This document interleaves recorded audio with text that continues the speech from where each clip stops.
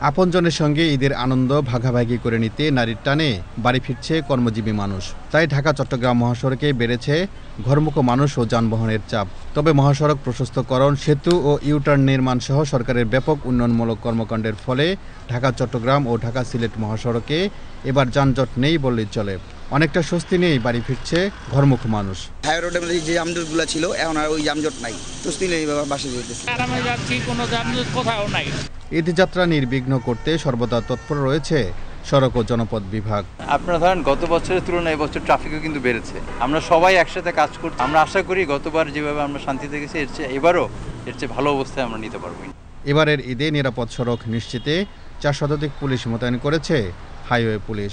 Picket থাকবে, mobile থাকবে এবং মোটরসাইকেল, মোবাইল এগুলি দিয়ে আমরা কাজকর্ম করব।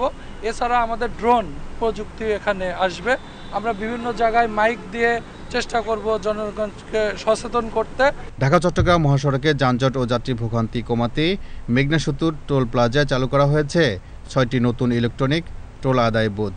যানজট কমাতে টোল প্লাজায় ইটিসি বুথ স্থাপন সহ নানা উদ্যোগ গ্রহণের ফলে এবার আরও স্বস্তিতে বাড়ি ফিরছে মানুষ।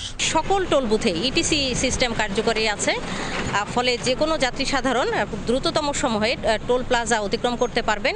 এছাড়াও সড়ক ও জনপথ অধিদপ্তরের আমরা সার্বক্ষণিকভাবে আমাদের লোকবল আমরা রাস্তায় আছি। গত কয়েক বছরের তুলনায় এবার মহাসড়কের অবস্থা বেশ ভালো হয়।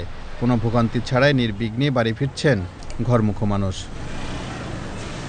মাহমুদুল হাসান, বাংলাদেশ টেলিভিশন।